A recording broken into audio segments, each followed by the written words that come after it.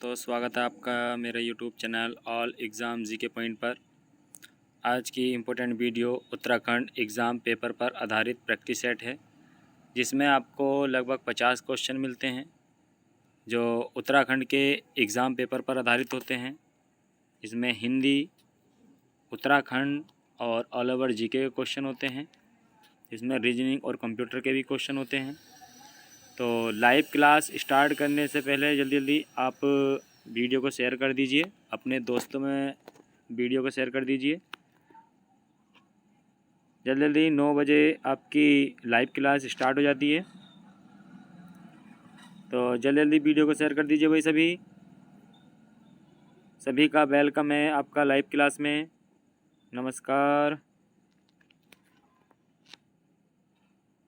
सभी का वेलकम है भाई लाइव क्लास में। जल्दी जल्दी वीडियो को शेयर कर दीजिए भाई, और जो चैनल पर पहली बार हैं वो चैनल को सब्सक्राइब कर लेंगे। कमेंट्स केवल पढ़ाई से संबंधित करें।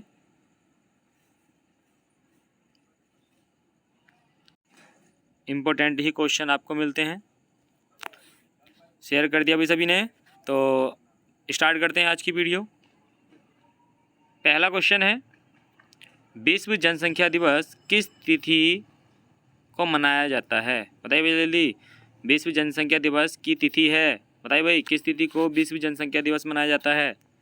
कमेंट बॉक्स में जवाब देंगे सभी। ए ऑप्शन है 7 जुलाई, बी ऑप्शन है 8 मई, सी ऑप्शन है 15 सितंबर, डी ऑप्शन है 11 जुलाई। जल्दी जल्दी जवाब दीजिए भाई कमेंट बॉक्स में।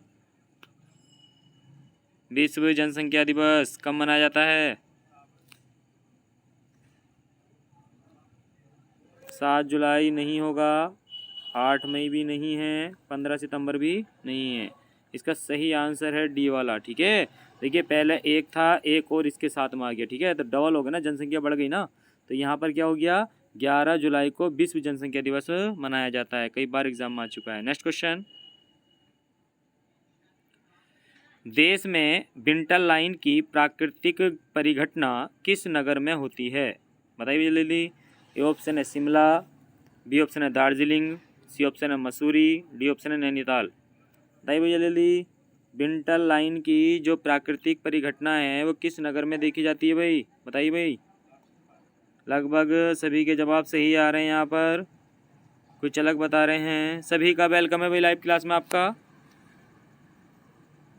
और वीडियो को शेयर कर दीजिए भाई, और वीडियो को लाइक भी कर दीजिए।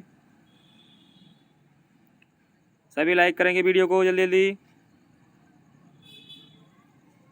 हाँ, तो देखिए इसका जो सही जवाब, देखिए शिमला नहीं है, दार्जिलिंग भी नहीं है, इसका सही आंसर है सी वाला। ठीक है, बिंटल लाइन की जो प्राकृतिक परिघटना है वो कहाँ देखने को मिलती है? मसूरी में मिलती है। ठीक है, नेक्स्ट क्वेश्चन, कंप्यूटर में परमानेंट मेमोरी को क्या कहते हैं? बताइए भैया जल्दी जल्दी जल्दी बताइए भाई। कंप्यूटर में परमानेंट मेमोरी को क्या कहते हैं? ए ऑप्शन है रैम, बी ऑप्शन है रोम, सी ऑप्शन है सीपीयू, डी ऑप्शन है सीडी रोम। बताइए भाई जल्दी कमेंट बॉक्स में जवाब दीजिए भाई। कंप्यूटर में परमानेंट मेमोरी को क्या कहते हैं? बताइए जल्दी। रैम नहीं होगा भाई, सीडी रोम भी नहीं है, सीपीयू भी नहीं है, इसका बी वाला आंसर सही है, रीड ओनली मेमोरी। ठीक है, सभी कमेंट बॉक्स में जवाब देंगे भाई। रैम का फुल फॉर्म क्या है? ठीक है, सभी कमेंट बॉक्स में जवाब देंगे रैम की फुल फॉर्म क्या है भाई। नेक्स्ट क्वेश्चन है, निम्न में से कौन से जीव में रक्त नहीं होता किंतु वे सांस लेते हैं? बताइए भैया जल्दी। हाइड्रा ए ऑप्शन, तिलचट्टा बी ऑप्शन, केंचुआ सी ऑप्शन, डी ऑप्शन मछली। बताइए भैया जल्दी। निम्नलिखित में से कौन सा जीव है जिसमें रक्त नहीं होता है? ये 2011 में जो एग्ज़ाम हुआ था उत्तराखंड क्लर्क का, उसमें भी ये क्वेश्चन आया था। बताइए जल्दी। अभी आपसे क्वेश्चन मालूम किया गया था कि रैम का पूर्ण रूप क्या है भाई, तो रैंडम एक्सेस मेमोरी सही था। लगभग सभी के जवाब सही थे। यहाँ पर जवाब दीजिए भाई। कौन सा जीव इसमें रक्त नहीं होता? देखिए केंचुआ नहीं होगा, तिलचट्टा भी नहीं होगा, मछली भी नहीं होगा, इसका सही आंसर है हाइड्रा। ठीक है, ये हाइड्रा एक ऐसा जीव है जिसमें रक्त नहीं होता है और फिर भी ये सांस लेता है, ठीक है। तो इसका ए वाला आंसर सही है। इंपॉर्टेंट क्वेश्चन है, वेरी वेरी इंपॉर्टेंट क्वेश्चन है, स्क्रीनशॉट ले लेना या कॉपी में ऐड कर लेना, ठीक है। नेक्स्ट क्वेश्चन, उत्तराखंड में हिंदुस्तान मशीन टूल्स का कारखाना कहाँ स्थित है, जिसे हाल ही में बंद करने की बात चल रही थी, लेकिन हाई कोर्ट के द्वारा अभी इस पर रोक लगा दी गई है, ठीक है, अभी चालू है। उत्तराखंड में हिंदुस्तान मशीन टूल्स का कारखाना कहाँ स्थित है? ए ऑप्शन है रामपुर देहरादून, बी ऑप्शन है रानीबाग नैनीताल, सी ऑप्शन है हरिद्वार, डी ऑप्शन है कोटद्वार। जल्दी जल्दी कमेंट बॉक्स में जवाब दीजिए भाई। हिंदुस्तान मशीन टूल्स HMT, बताइए। लगभग सभी के जवाब सही आ रहे हैं, कुछ अलग जा रहे हैं।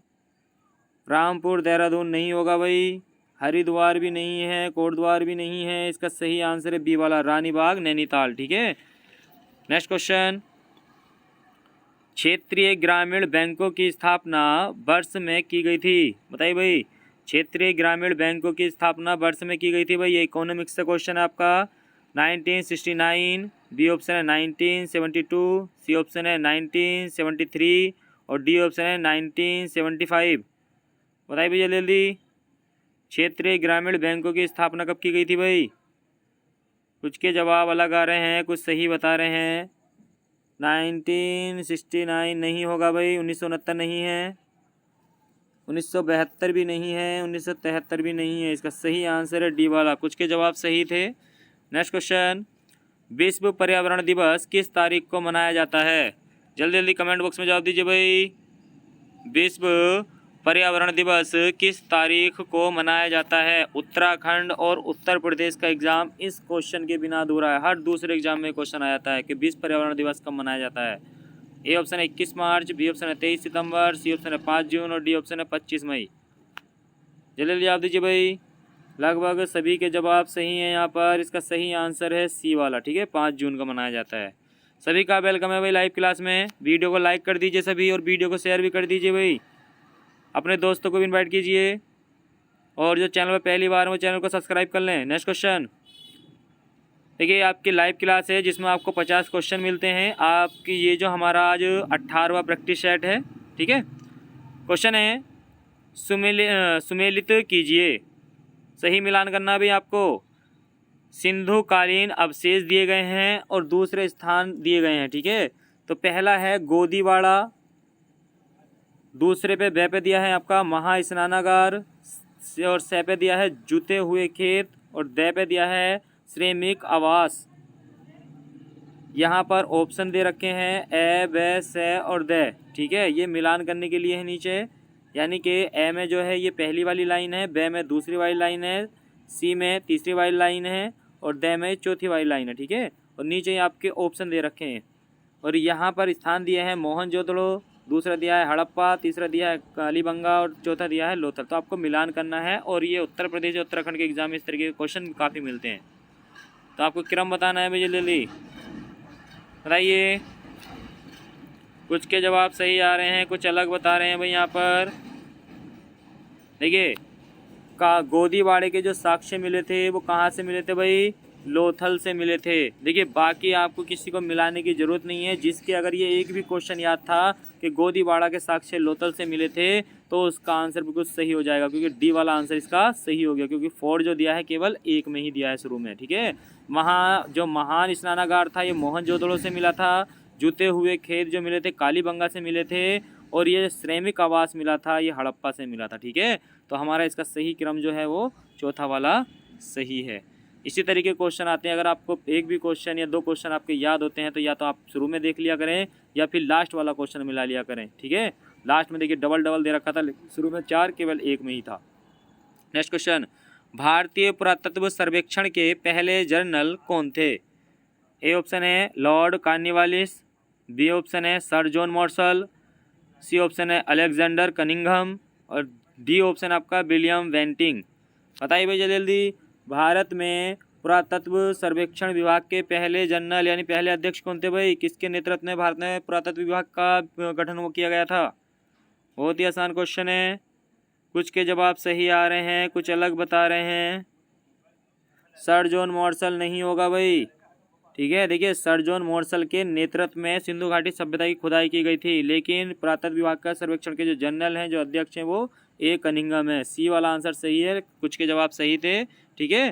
नेक्स्ट क्वेश्चन, समुद्र मंथन करना का अर्थ है। भाई देखिए, यहाँ पर आपको मुहावरा दिया गया है, समुद्र मंथन करना, इसका आपको अर्थ बताना है। ए ऑप्शन है घोर तप करना, बी ऑप्शन है कठोर परिश्रम करना, सी ऑप्शन है दृढ़, सी ऑप्शन है आपका दृढ़ प्रतिज्ञा करना, और डी ऑप्शन है उद्देश्यों को प्राप्त करना।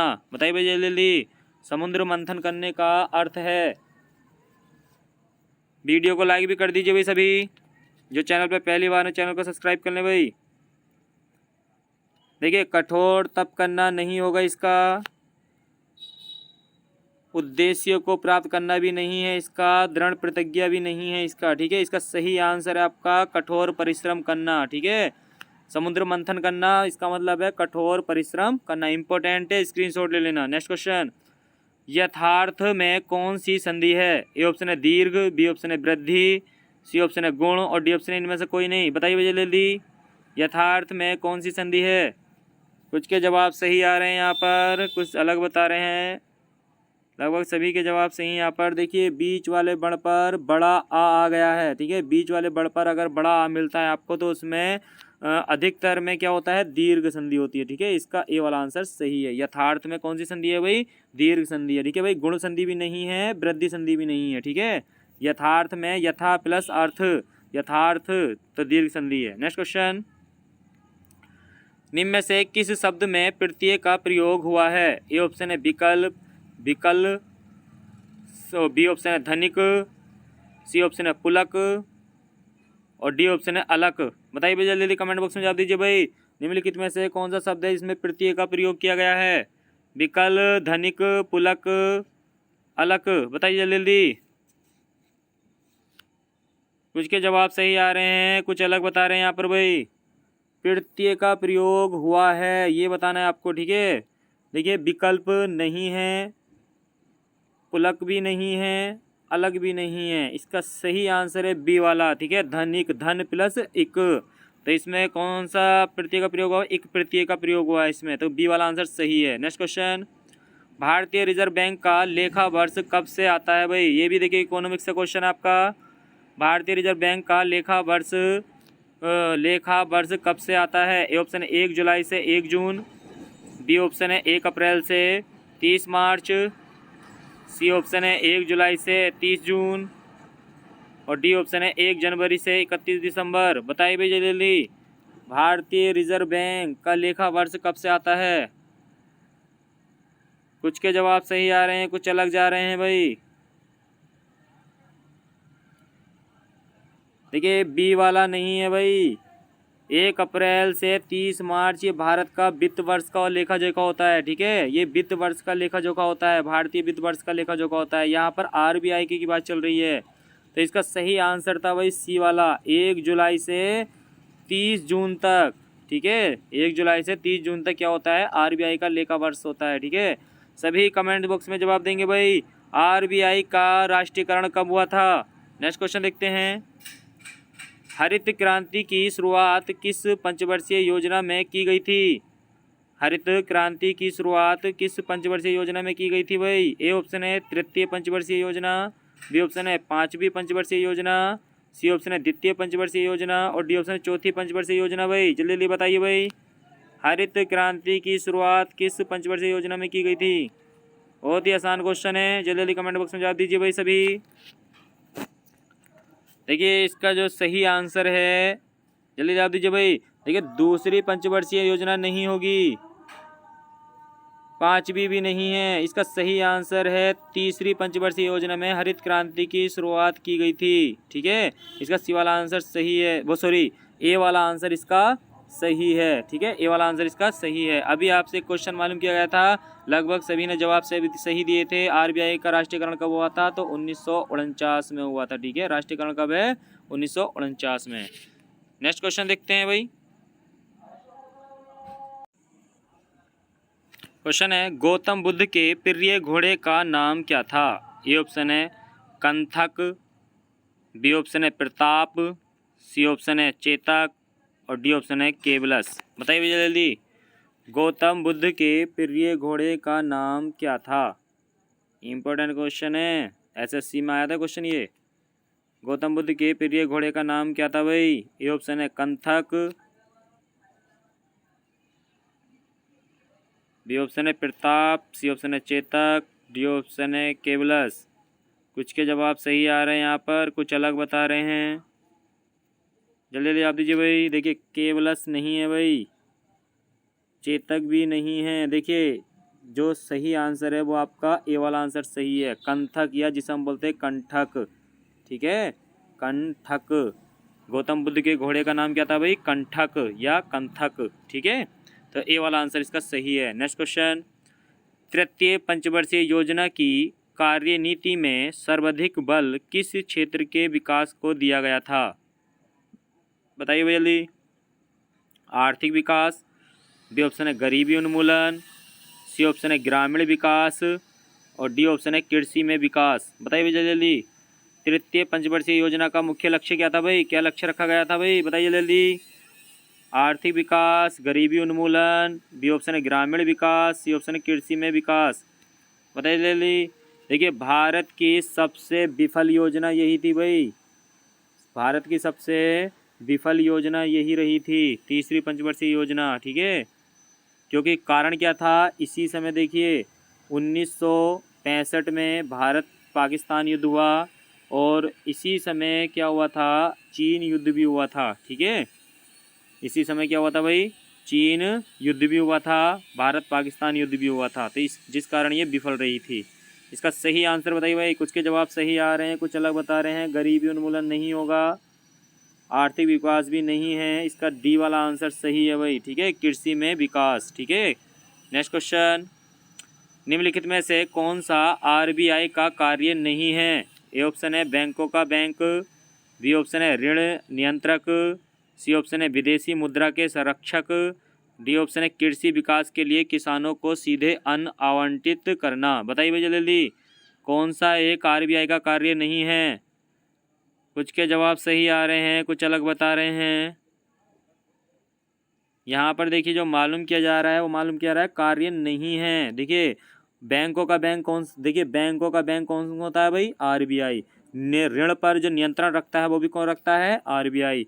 विदेशी मुद्राओं का जो संरक्षक करता है वो भी कौन करता है? आरबीआई। तो इसका सही आंसर है डी वाला। ठीक है, कृषि विकास के लिए किसानों को सीधे धन आवंटित करना यह आरबीआई का कार्य नहीं है। ठीक है, नेक्स्ट क्वेश्चन, ध्रुव स्वामिनी नाटक के रचयिता हैं? देखिए भाई जल्दी जल्दी जवाब देंगे भाई। ध्रुव स्वामिनी नाटक के रचयिता हैं, बताइए भाई जल्दी। ए ऑप्शन है राम कुमार वर्मा, बी ऑप्शन है राम वृक्ष बेनीपुरी, सी ऑप्शन है जयशंकर प्रसाद, और डी ऑप्शन है भारतेंदु हरिश्चंद्र। भारतेंदु हरिश्चंद्र। बताइए भाई जल्दी जल्दी। एक तो क्वेश्चन आपका यही बन जाएगा कि ध्रुव स्वामिनी किस विधा की रचना है? तो ये नाटक है। ठीक है भाई, तो कुछ के जवाब सही आ रहे हैं, कुछ अलग बता रहे हैं यहाँ पर। देखिए इसका डी वाला नहीं है भाई, इसका सही आंसर है सी वाला, जयशंकर प्रसाद। ध्रुव स्वामिनी के जो लेखक हैं वो कौन है? जयशंकर प्रसाद हैं भाई। ठीक है, कुछ के जवाब सही थे। नेक्स्ट क्वेश्चन, शाह की उपाधि धारण करने वाला परमार वंश का प्रथम शासक कौन था? जल्दी जल्दी जवाब दीजिए भाई। शाह की उपाधि धारण करने वाला परमार वंश का प्रथम शासक कौन था? ए ऑप्शन है अजयपाल, बी ऑप्शन है मान शाह, सी ऑप्शन है श्याम शाह, और डी ऑप्शन है बलभद्र शाह। बताइए भैया जल्दी। शाह की उपाधि धारण करने वाला परमार वंश का प्रथम शासक कौन था? बताइए जल्दी, कमेंट बॉक्स में जवाब देंगे भाई जल्दी जल्दी। बहुत ही आसान क्वेश्चन है। देखिए श्याम शाह नहीं है भाई। ठीक है, श्याम शाह ने कोई उपाधि, शाह की उपाधि धारण नहीं कर की थी, ये अपने आप नाम के आगे शाह लगाने लगा था। ठीक है, यहाँ पर बात चल रही है कि शाह की उपाधि धारण करने वाला परमार वंश का प्रथम शासक कौन था? इसका डी वाला आंसर सही है, बलभद्र शाह। ठीक है, नेक्स्ट क्वेश्चन देखते हैं। पूस की रात कहानी के रचनाकार हैं? इम्पोर्टेंट है भाई। ए ऑप्शन है प्रेमचंद, बी ऑप्शन है शिव पूजन सहाय, सी ऑप्शन है निराला, डी ऑप्शन है प्रसाद। बताइए जल्दी जल्दी। पूस की रात, एक क्वेश्चन तो आपका यही बन जाएगा, पूस की रात किस विधा की रचना है? तो ये कहानी है। ठीक है, लगभग सभी के जवाब सही आ रहे हैं यहाँ पर। पूस की रात, लगभग सभी के जवाब सही आ रहे हैं यहाँ पर। देखिए ए वाला इसका आंसर सही है भाई, ठीक है। प्रेमचंद की रचना है पूस की रात, ठीक है, निराला की नहीं है। नेक्स्ट क्वेश्चन, गढ़वाल का स्वर्ण युग परमार वंश के किस शासक के शासनकाल को कहा जाता है? ए ऑप्शन है Fatehpati Shah, B option पृथ्वीपति Shah, C option Pradeep Shah और डी ऑप्शन ललित शाह। बताइए भैया जल्दी। गढ़वाल का स्वर्ण युग परमार वंश के किस शासक के शासनकाल को कहा जाता है? बताइए जल्दी, कमेंट बॉक्स में जवाब देंगे भाई सभी।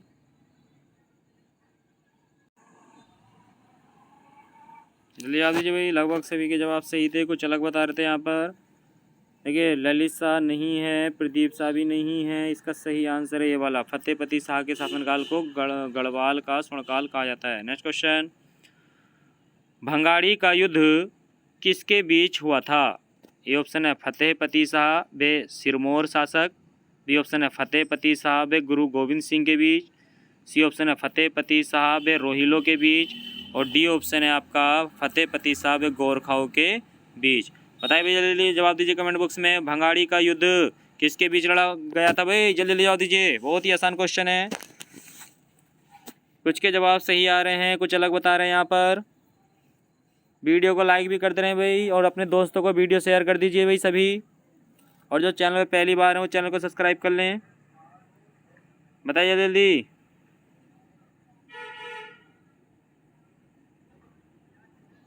देखिए इसका सही आंसर है आपका बी वाला, ठीक है। फतेहपति शाह व गुरु गोविंद सिंह जी के बीच हुआ था भाई भंगाड़ी का युद्ध, ठीक है। इंपॉर्टेंट है, स्क्रीनशॉट ले लेना। नेक्स्ट क्वेश्चन, नीति दर्रा किस राज्य में स्थित है? ए ऑप्शन है झारखंड, बी ऑप्शन है हरियाणा, सी ऑप्शन है उत्तराखंड, डी ऑप्शन है चंडीगढ़। बताइए भैया जल्दी, नीति दर्रा किस राज्य में स्थित है? लगभग सभी के जवाब सही आ रहे हैं यहाँ पर, कुछ अलग बता रहे हैं। देखिए इसका सही आंसर है ये तीसरा वाला, ठीक है, उत्तराखंड। नीति दर्रा कहाँ स्थित है? उत्तराखंड में स्थित है।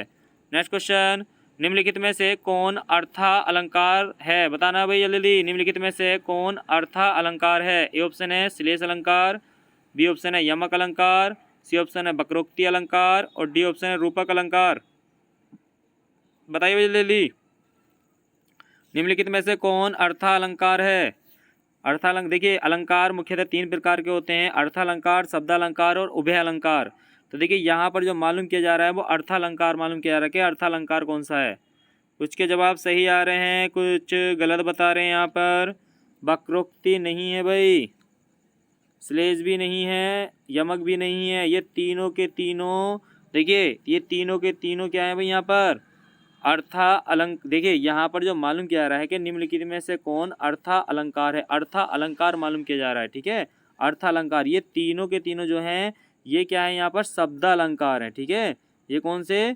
शब्द अलंकार के उदाहरण है तीनों, ठीक है। इसमें सही है डी वाला, ठीक है। ये रूपक अलंकार जो है ये अर्था अलंकार का उदाहरण है, डी वाला आंसर सही है, ठीक है। डी इसका आंसर सही है, रूपक अलंकार। नेक्स्ट क्वेश्चन, पालघाट दर्रा किस राज्य में स्थित है? ए ऑप्शन है हिमाचल प्रदेश, बी ऑप्शन है त्रिपुरा, सी ऑप्शन है केरल, डी ऑप्शन है मिजोरम। बताइए भैया जल्दी, पालघाट दर्रा किस राज्य में स्थित है? इंपॉर्टेंट क्वेश्चन है, जल्दी जल्दी कमेंट बॉक्स में जवाब दीजिए भाई। हिमाचल प्रदेश नहीं है, त्रिपुरा भी नहीं है, मिजोरम भी नहीं है, ये पालघाट दर्रा कहाँ स्थित है? केरल में स्थित है, ठीक है। सी वाला आंसर इसका सही है।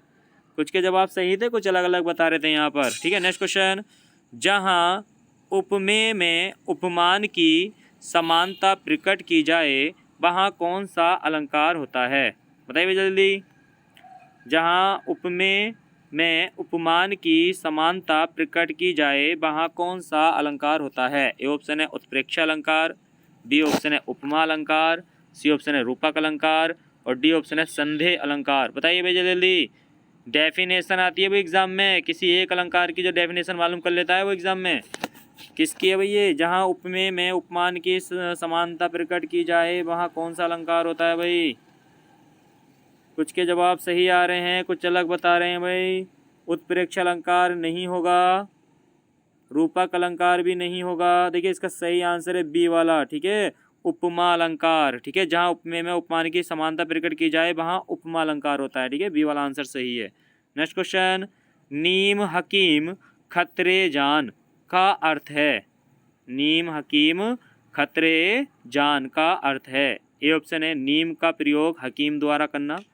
बी ऑप्शन है अल्प ज्ञान हानिकारक होता है। बी ऑप्शन है नीम के कड़वेपन का ज्ञान होना। और डी ऑप्शन है उक्त में से कोई नहीं। बताइए भाई, उपरोक्त में से कोई नहीं। जल्दी जल्दी कमेंट बॉक्स में जवाब दीजिए भाई सभी। नीम हकीम खतरे जान का सही अर्थ है। लगभग सभी के जवाब सही आ रहे हैं यहाँ पर, ठीक है। ये इसका बी वाला आंसर सही है, अल्प ज्ञान हानिकारक होता है भाई, ठीक है। इसका बी वाला आंसर सही है। नेक्स्ट क्वेश्चन देखिए दोस्तों, ये आपके लगभग 50 क्वेश्चनों की प्रैक्टिस सेट होता है जो उत्तराखंड के एग्ज़ाम पेपर पर आधारित होता है। आपके जवाब भी लगभग सभी के अच्छे आते हैं। आपको और मेहनत करने की आवश्यकता है। इस बार आपका यूके SSSC एग्ज़ाम क्लियर हो जाएगा, तो आप मेहनत में लगे रहें और वीडियो को भी शेयर करते रहें। क्वेश्चन है, उस शब्द का चयन कीजिए जो बाकियों से भिन्न है। ए ऑप्शन है कुल्हाड़ी, बी ऑप्शन है तलवार, सी ऑप्शन है चाकू, डी ऑप्शन है बेलचा। बताइए भाई जल्दी जल्दी जल्दी कमेंट बॉक्स में जवाब दीजिए भाई। उस शब्द का चयन कीजिए जो बाकियों से भिन्न है। कुल्हाड़ी, तलवार, चाकू, बेलचा। बताइए जल्दी। लगभग सभी के जवाब सही आ रहे हैं यहाँ पर, कुछ अलग बता रहे हैं। देखिए भाई तलवार नहीं होगा, ठीक है। इसका सही आंसर है बेलचा, ठीक है। बेलचा क्या होता है, वो जब देगा वगैरह होती हैं उनको उनमें जो काम में ले आता है, ठीक है, चलाने वाला होता है, ठीक है। तो एक कुल्हाड़ी क्या है, ये भी काटने के काम आती है, तलवार भी काटने के काम आती है, चाकू भी काटने के काम आता है, ठीक है। तो इसका डी वाला आंसर सही था। नेक्स्ट क्वेश्चन, दिए हुए शब्दों में भिन्न अर्थ वाला शब्द है। बताइए भाई, भिन्न अर्थ बताना है भाई इसका। 3 किसी तरीके से समान है, एक अलग है। बताइए भाई। ए ऑप्शन है तुरंग, बी ऑप्शन है मृगेंद्र, सी ऑप्शन है मृगराज और डी ऑप्शन है व्याघ्र। बताइए भाई जल्दी। दिए गए शब्दों में भिन्न अर्थ वाला शब्द है भाई, बताइए जल्दी बताइए जल्दी। इम्पोर्टेंट क्वेश्चन है, कुछ के जवाब सही आ रहे हैं यहाँ पर। सभी का वेलकम है भाई लाइव क्लास में। आपका 9 बजे रात्रि लाइव क्लास मिलती है आपको, जिसमें प्रैक्टिस सेट उत्तराखंड का होता है और लगभग 50 क्वेश्चन होते हैं। देखिए व्याघ्र नहीं होगा भाई, व्याघ्र नहीं होगा, मृगराज भी नहीं होगा, मृगेंद्र भी नहीं होगा, क्योंकि तीनों के तीनों क्या है, शेर के पर्यायवाची हैं, ठीक है। किसके पर्यायवाची हैं ये, शेर के पर्यायवाची हैं, ठीक है। लेकिन तुरंग क्या है, ये घोड़े का पर्यायवाची है, ठीक है। तो ए वाला आंसर इसका सही है, ठीक है। इसका सही आंसर है कौन सा है, ए वाला आंसर इसका सही है। नेक्स्ट क्वेश्चन, सूर्य का अपर्यायवाची शब्द है। सूर्य का अपर्यायवाची शब्द है। ए ऑप्शन है दिनकर, बी ऑप्शन है दिवाकर, सी ऑप्शन है सूरज, डी ऑप्शन है महेंद्र।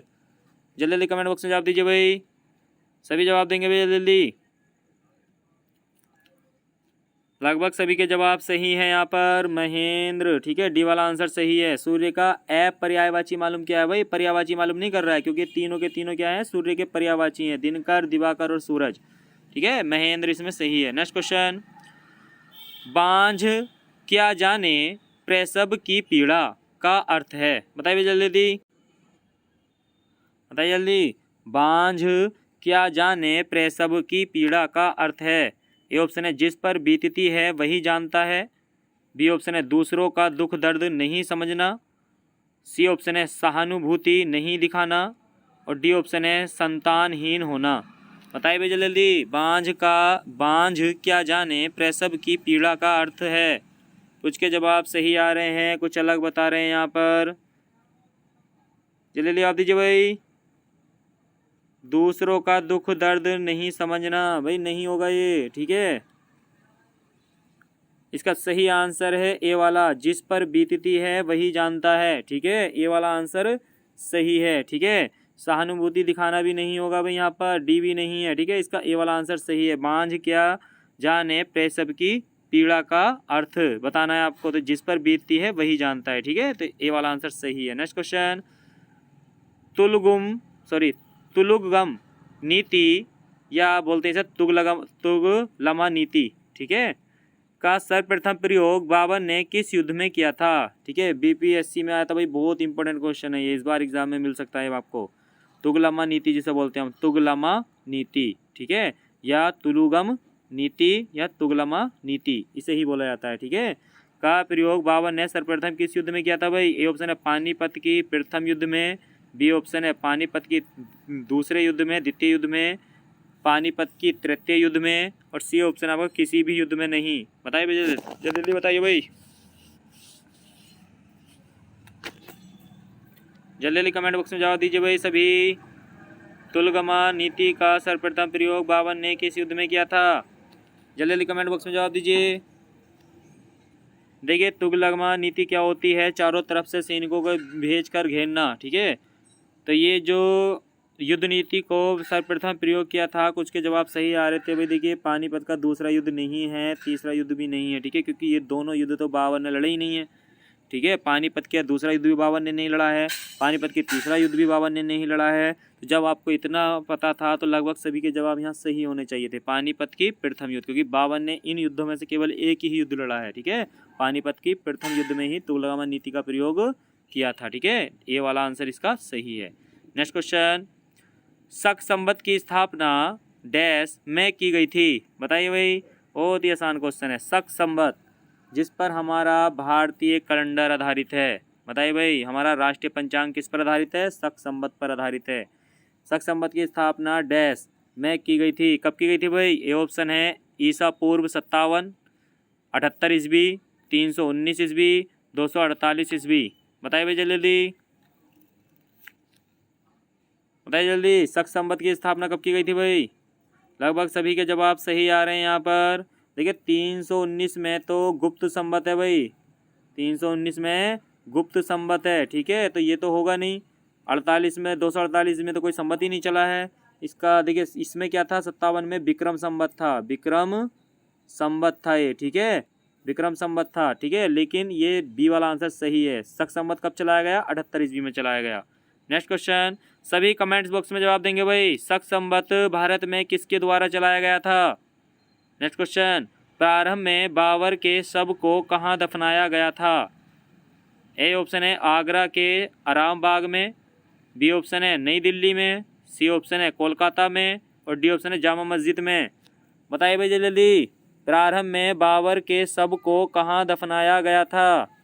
आगरा के आराम बाग में, नई दिल्ली, कोलकाता, जामा मस्जिद। बताइए जल्दी भाई। जामा मस्जिद नहीं है भाई, दिल्ली भी नहीं है इसका, कोलकाता भी नहीं है। पहली जो बाबर को दफनाया गया था वो आगरा के आराम बाग में दफनाया गया था, फिर इसके बाद यहाँ से निकाल कर काबुल में दफनाया गया था, ठीक है। इसके बाद निकाल कर कहाँ दफनाया गया था भाई? काबुल में दफनाया गया था। तो क्वेश्चन आता है एग्जाम में कि मुगल काल का कौन सा बादशाह है जिसे 2 बार दफनाया गया था? तो बाबर था, इसे 2 बार दफनाया गया था भाई, ठीक है। अभी आपसे एक क्वेश्चन मालूम किया गया था, लगभग सभी ने जवाब सही दिए थे। देखिए जो शक संवत है वो किसके द्वारा चलाया गया था?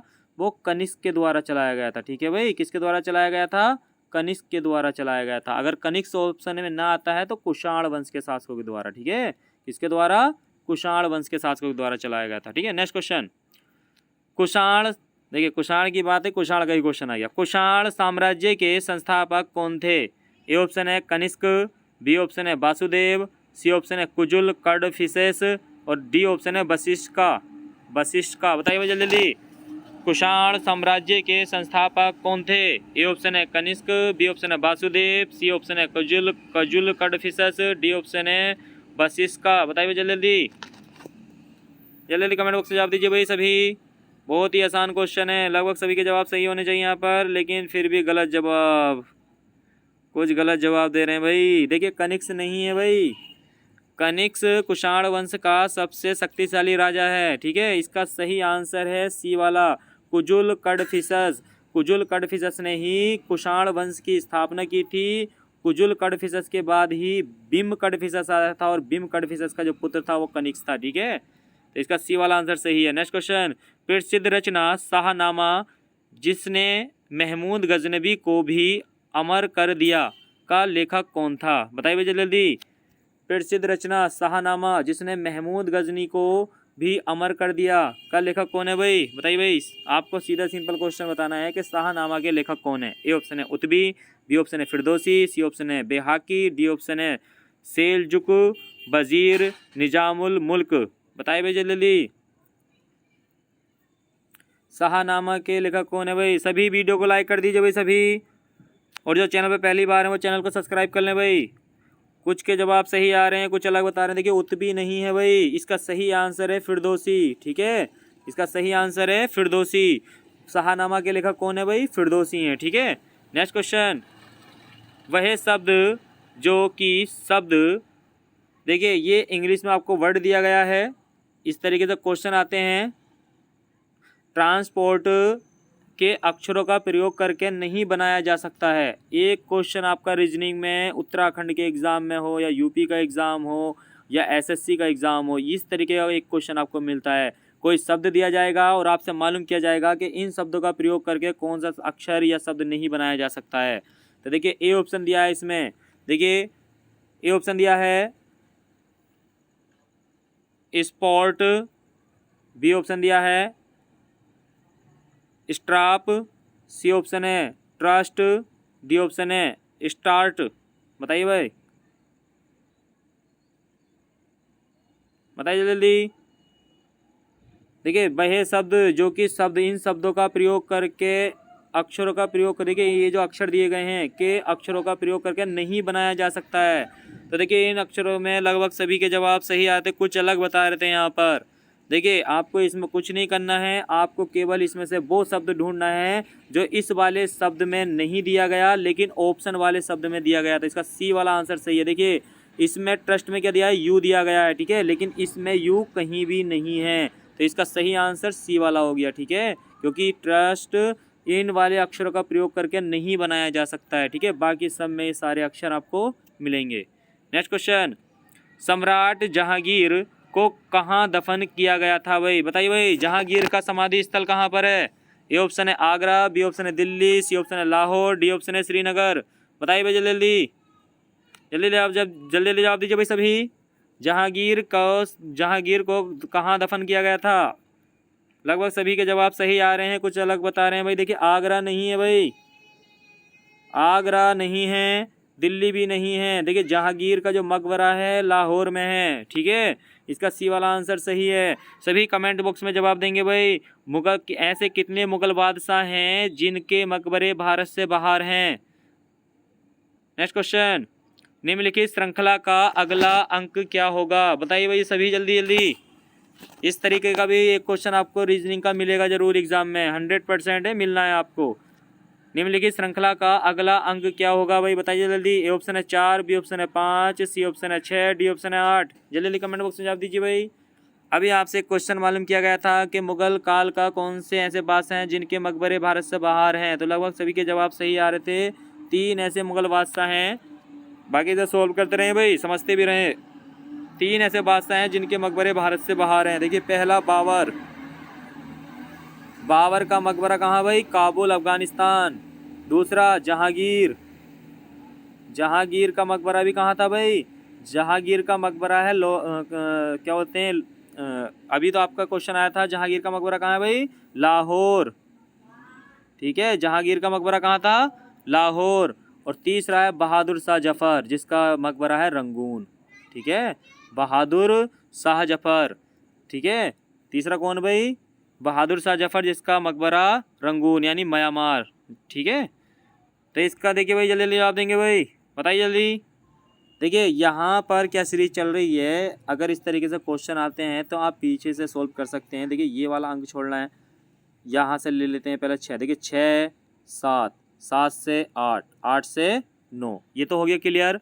अब देखिए यहाँ पर 8 से 8, 8 से 8, अब यहाँ पे भी क्या होगा? 8 ही होगा। ठीक है, तो इसका डी वाला आंसर सही है। इतना आसान क्वेश्चन था। ठीक है, कुछ के जवाब सही थे, कुछ अलग बता रहे थे। Next question. क्षेत्रफल की दृष्टि से उत्तराखंड का सबसे बड़ा नेशनल पार्क कौन सा है भाई? बताइए भाई जल्दी। क्षेत्रफल की दृष्टि से उत्तराखंड का सबसे बड़ा नेशनल पार्क कौन सा है? ए ऑप्शन है गंगोत्री राष्ट्रीय पार्क, बी ऑप्शन है राजाजी राष्ट्रीय पार्क, सी ऑप्शन है नंदा देवी राष्ट्रीय पार्क, सी ऑप्शन है गोविंद राष्ट्रीय पार्क। बताइए भाई जल्दी। क्षेत्रफल की दृष्टि से उत्तराखंड का सबसे बड़ा नेशनल पार्क, बताइए जल्दी। देखिए नंदा देवी राष्ट्रीय पार्क नहीं होगा भाई, गोविंद भी नहीं है, इसका गंगोत्री राष्ट्रीय पार्क सही है। ठीक है, इसका ए वाला आंसर सही है। ठीक है, नेक्स्ट क्वेश्चन, जल्दी कमेंट्स बॉक्स में जवाब देंगे भाई। चंद्र ग्रहण होता है जब, इम्पोर्टेंट है, स्क्रीनशॉट ले लेना, वेरी वेरी इंपॉर्टेंट क्वेश्चन है ये, कई बार एग्जाम में आ चुका है। या तो वो चंद्र ग्रहण मालूम करता है या फिर सूर्य ग्रहण मालूम करता है। यहाँ मालूम किया जा रहा है कि चंद्र ग्रहण होता है जब, ए ऑप्शन है पृथ्वी और सूर्य के बीच चंद्रमा आ जाता है, बी ऑप्शन है सूर्य और चंद्रमा के बीच पृथ्वी आ जाती है, सी ऑप्शन है सूर्य और चंद्रमा एक ही स्थान पर होते हैं, और डी ऑप्शन है पृथ्वी और चंद्रमा के बीच सूर्य आ जाता है। बताइए भाई, जल्दी जल्दी जल्दी जल्दी जवाब दीजिए भाई। चंद्र ग्रहण होता है, तो इसका देखिए सही आंसर कौन सा है भाई, बी वाला आंसर इसका सही है। ठीक है, सूर्य और चंद्रमा के बीच जब पृथ्वी आ जाती है तो जब चंद्र ग्रहण होता है। ठीक है, इंपॉर्टेंट है, स्क्रीनशॉट ले लेना। ठीक है, बी वाला आंसर इसका सही है। नेक्स्ट क्वेश्चन, CPU का तात्पर्य है, ए ऑप्शन है control processing unit, B option है central processing unit, C option है करंट प्रोसेसिंग यूनिट, और डी ऑप्शन है इनमें से कोई नहीं। बताइए भैया जल्दी, CPU का तात्पर्य है, CPU का फुल फॉर्म क्या है भाई। लगभग सभी के जवाब सही आ रहे हैं, कुछ अलग बता रहे हैं। देखिए कंट्रोल प्रोसेसिंग यूनिट नहीं होगा भाई, इसका सही आंसर है बी वाला, सेंट्रल प्रोसेसिंग यूनिट। ये थे दोस्तों आपके उत्तराखंड एग्ज़ाम प्रैक्टिस सेट से आधारित लगभग 50 क्वेश्चन, कुछ मौखिक रूप से बताए गए। वीडियो को लाइक करें सभी, और वीडियो को शेयर कर दीजिए भाई। जो चैनल पर पहली बार हैं वो चैनल को सब्सक्राइब कर लें। रोज़ आपको रात्रि 9 बजे लाइव क्लास में प्रैक्टिस सेट मिलता है, जिसमें 50 क्वेश्चन होते हैं लगभग, हिंदी और उत्तराखंड और ऑल ओवर GS, जिसमें कंप्यूटर और रीजनिंग के क्वेश्चन भी होते हैं। मिलते हैं नेक्स्ट प्रैक्टिस सेट में रात्रि 9 बजे लाइव क्लास में। सभी को गुड नाइट, थैंक यू।